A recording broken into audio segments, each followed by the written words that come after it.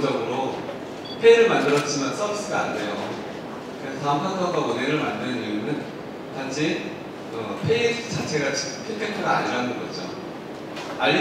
알리바바가 은행을 만들었죠. 알리페이 많이 사용하지만 실질적으로 은행 서비스라는 거와는 다른 거고요.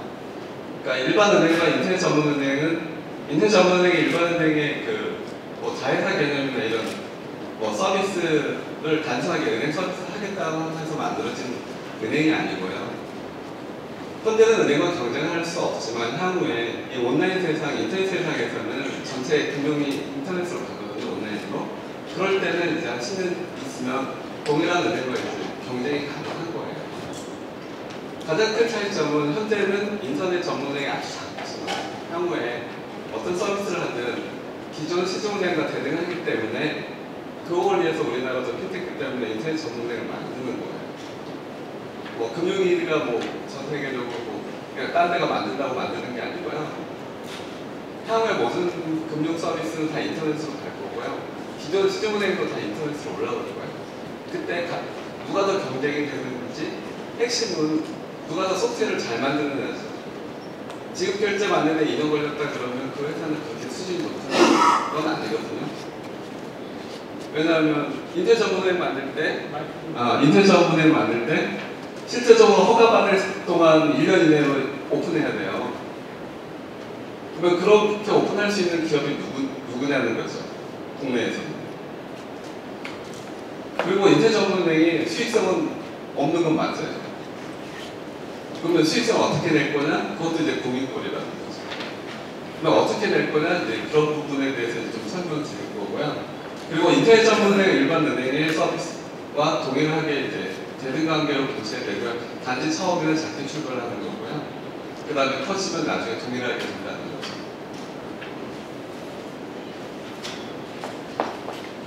발표 순서는 뭐 인터넷의 취지 방향이 어떤 뭐 실제 사업성이나 플랫폼을 어떻게 구성할 건지. 지금까지 플랫폼을 많이 얘기했지만 실제적으로 플랫폼을 구현했던 국내는 없고요. 다음 카카오도 플랫폼이 그렇게 좋은 플랫폼은 아니에요. 네, 금융 서비스라는 플랫폼이 아니고요. 이제는 인간이 생활할 때 필요한 모든 걸 플랫폼 안에 들어갈 플랫폼이라는 거죠. 페이스북이 금융 서비스를 페이스북 안에 넣잖아요. 페이스북도 은행 라이센스가 있어요. 그러니까 생활하시는 플랫폼이 이제 진정한 플랫폼이니까 요즘 다음 같은 경우에 뭐 김기사도 사고 카카오 택시도 하고 모든 걸 다 이제 붙이고 있는 거죠. 인간이 필요한 모든 생활을 하기 위해서 필요한 게 플랫폼이고 그 플랫폼의 핵심은 인간은 무조건 나가면 돈 쓰잖아요. 돈 쓰는 결제가 핵심이 이제 은행이라는 거죠. 은행에 있는 계좌에서 돈이 나가야 된다는 거예요. 그럼으로써 인터넷 전문은행은 현재는 작지만 향후에 이 플랫폼이 된다면 엄청나게 많은 부분이 인터넷 전문은행 사용자로 들어오는 거예요. 자, 실제적으로 금융 서비스가 바뀌는 게 오프라인에서부터 점점 온라인으로 바뀌는 거죠. 우리나라 이제 한 2020년 넘어가면 뭐 펀드, 보험, 은행 뭐든지 온라인화 돼요. 그거는 정부 정책이 아니고 전 세계적인 정책이 허가되는 거예요. 단지 규제는 많이 들어오겠죠.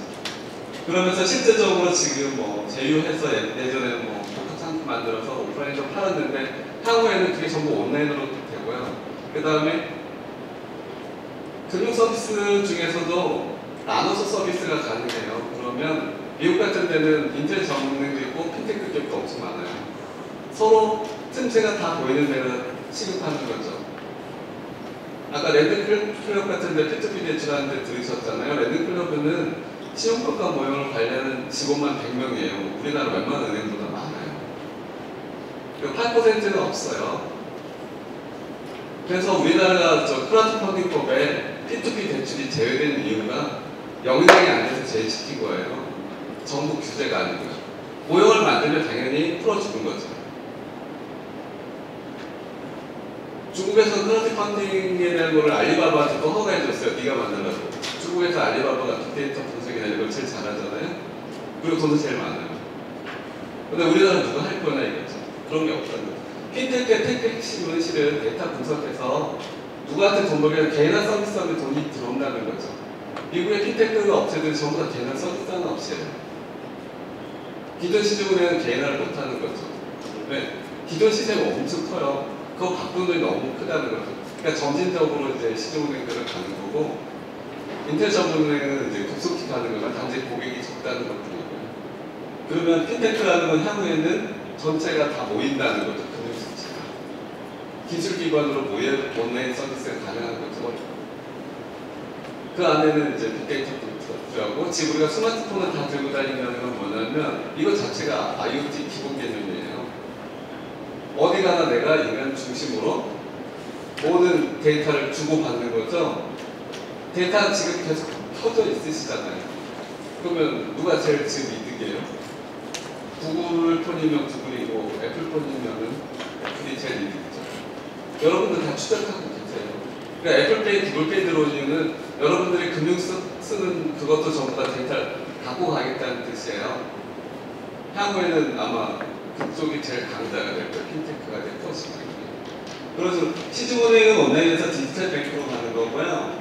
인텔 전문은행은 주로 핀테크에서 뭐 하냐면 셀프 뱅킹으로 가는 거예요. 본인에 필요한 그런 금융 서비스를 해야 된다는 거죠. 인텔 전문은행은 지점만 안 할 거잖아요. 그러면 누가 거래 다 해요? 모든 거래는 본인 스스로 하셔야 되고요. 그 본인 스스로 하는 서비스를 제공하는 게 인텔 전문은행의 핵심이에요. 그러니까 다음 카카오가 왜 은행을 만들기를 원하겠어요? 자기 플랫폼에다 이거 올려서 셀프 뱅킹하고 자기 생태계에서 항상 다른 은행 걸 쓰지 말고 자기 은행 걸 쓰라는 거죠. 페이는 결제 대행이기 때문에 실제적으로 수수료를 못 받으면 수익이 안 나요. 지금 다음하고 페이를 만들었지만 수익이 별로 없잖아요. 그러면 수익할 방안이 뭐냐? 이제 은행을 만든다는 거죠. 은행에서 다양한 금융 서비스를 하겠다는 거고, 아까 부수업을 보면 뭐 펀드도 판매 가능하고 보험도 판매 가능하고 기타 다 판매 가능하고요. 그 법은 바꾸지 않는다 그랬는 이유가 있어요. 인터넷 전문은행에 점진적으로 다 허가를 해주는 거죠. 그래서 실제적으로 핵심은 이 온라인 은행의 핵심은 고객 중심으로 가는 거예요. 누가 고객을 잘 만족시킬 거냐, 그런 체계를 가는 게 인터넷 전문은행도 앞으로 갈 가능성이라는 거죠. 그래서 실제적으로 이제 저희가 지금 도입할 거잖아요. 도입하면 경쟁이 왜 안 되냐면 은행보호밖에 개발 못해요. 가입자가 없기 때문에 고객 서비스할 부분은 없어요. 그러면 제일 가능한 부분이 은행보호를 만들고 지급결제 시장에 제일 먼저 들어가겠죠. 유통사나 이런 데 연계해서 지급결제에 들어가고요. 그 다음에 실제적으로 이제 분석이 가능하다 그러면 이제 핀테크 기업과 연계해서 지급결제 연계를 많이 들어가는 거고요. 실제적으로 이제 그 다음에 개념들이 많아지면 핀테크 은행으로 가는 거죠. 더 성숙 단계까지 가면 시중은행이랑 계획할 수 있어요. 그때까지 고객이 어느 정도 모이냐가 이제 문제고요. 그 기간이 얼마나 걸리냐가 문제인 거죠. 사업상으로는 나쁘진 않아요. 대신 장기 투자해야 되는 거죠. 그러니까 우리나라 사업은 안 맞아요. 우리 국내 사업은 단기 투자해서 돈을 버는 거고요. 인텔 전문은행은 장기 투자하기 때문에 장기 투자할 기업들을 정부에서 원하는 거예요. 그래서 뭐 네이버나 다음 이런 데가 들어오는 걸 되게 원하는 거죠. 실제적으로 모든 거에는 이제 향후에는 우리는 보통 UI, UX만 따졌지만 이제 실제 고객들이 셀프 뱅킹이기 때문에 고객들을 어떻게 분석할 거냐가 중요한 거예요. 하는만 분석하는 게 아니고요. 이 사람의 행위를 분석해야 된다는 거죠. 그러면서 그분이 행위가 압구정동에서 돈을 많이 쓰시는 분들은 압구정동에서 돈을 많이 쓰시게 만들어줘야 돼요. 그것도 내 인터넷 전문은행 그 계좌에서 돈이 많이 나가면 되는 거죠. 은행은 수익 사업이 이제 공공사업 아니에요. 그렇기 때문에 돈을 많이 쓸 수 있도록 해주는 거예요. 지금 카드사에서 스팸으로 뭐 날라오잖아요. 뭐 쿠폰이나. 근데 내가 쓰고 싶은 데서 사용하라고 날라오는 건 아니죠. 내가 쓰고 싶은 데는 안 날라와요. 데이터 분석을 못 하시기 때문에 고객들 개별적으로 원하시는 걸 만들어줄 수는 없어요. 근데 그렇게 되면 인텔 전문은행은 뭐냐면 개인들에 맞는 거를 분석해서 서비스를 해야 된다는 거죠. 지금 뭐 쿠폰 서비스를 제일 잘하는 데가 뭐 월마트잖아요. 월마트가 유통업체인데 개인화된 쿠폰 서비스를 해주고요. 빅데이터 분석도 웬만한 기업보다 더 시스템이 커요. 한 10여 년 정도 준비해서 그런 체계로 바꾼 거죠. 그러니까 이제 데이터 분석이라는 게 어느 날 갑자기 뭐 5억, 10억 시대가 되는 부분이 아니기 때문에 그런 고객 행위에 대해서 얼마나 잘 분석할 거고 준비 많이 할 건지 그게 중요한 거죠. 저희 SK 그룹 자체도 빅데이터지만 실은 홍보성 기사가 많은 거예요. 실제적으로 잘 못하는 건 맞고요. 그게 한국의 큰 이슈라는 거고. 근데 향후에 인텔 전문행이 만들어지면서 그런 부분에 대해서도 우리가 돈을 많이 투자해야 된다는 거죠. 인터넷 전문은행이 코어뱅킹만 만들면 그렇게 돈 많이 안 들어요. 단지 생존하려면 모든 빅데이터부터 데이터 분석하는 다 갖춰져야 되기 때문에 그 돈이 많이 드는 거예요. 근데 은행 업무 할 거면 만들 필요 없잖아요. 시중은행 인터넷 뱅킹이나 이런 게 우리나라 망이 잘 돼 있기 때문에 그거 쓰시면 되는 거고요. 은행에서 그거 좀만 더 많이 열어주면 더 가능해요. 그 대신에 개인 서비스는 없죠. 그리고 더 큰 문제는 국내에 은행 서비스를 못 받으시는 분이 한 1,200만 명 돼요. 저축은행은 은행이 영어를 쓰지만 은행이 아니에요. 그러니까 실제적으로 인구 중에 엄청 많으신 분이 은행 와서 대출을 받을 수가 없고요. 지금 뭐 중금리 대출이라고 좀 해주시잖아요, 이자 은행이 고객한테 조금 가격을 싼 거예요. 근데 인터넷 전문은행은 일반 시중은행보다 더 많이 나갔을 거예요. 그러니까 그런 차이점이 많다는 거죠. 그래서 알리바바 마임 회장이 와서 말했잖아요. 딴 데서 데이터가 가격하지만 데이터 기술이라고. 왜 DT라고 했냐면 알리바바가 중국에서 제일 가는 데이터 분석이고요. 자기들이 갖고 있는 회사가 펀드 회사도 있고 온라인 펀드 회사, 온라인 은행, 이제 온라인으로 크라우드 펀딩까지 자기들이 할 거잖아요. 그러면 다음에 뭐겠어요? 온라인으로 보험도 하고 그러면 알리바바도 유통업체가 아니고 금융업체가 될 거잖아요. 근데 향후에는 이 산업이 더 무너져요. 생태계를 유지하려면 누구 중심으로 하냐, 인간들을 중심으로 서비스를 어떻게 할 거야. 그런 산업군이 구성되는 거고요. 중국은 향후에 어차피 미국한테 인터넷 시장을 열어줘야 되기 때문에 그 전에 다 준비하는 거잖아요. 근데 우리나라도 이제 준비가 이제 시작되는 거고요. 그래서 은행 업무는 엄청나게 다양하지만 단순하게 은행 업무만 하겠다고 인터넷 전문행을 만드는 게 아니고요. 개인들을 어떻게 서비스할 거냐 이 부분이 더 중요한 거죠. 그래서 예시를 했는데요. 실제 회사에서 데이터 분석하면 저 옆에 이게 이제 외국 건데요. 어떻게 분석하냐면 이 사람들이 개별적으로 어떻게 썼는지를 이제 전체를 분석해 몇 년씩을 이게 한 4년치인가 있는데요. 그러면 특정 시점에 갑자기 돈 많이 썼잖아요.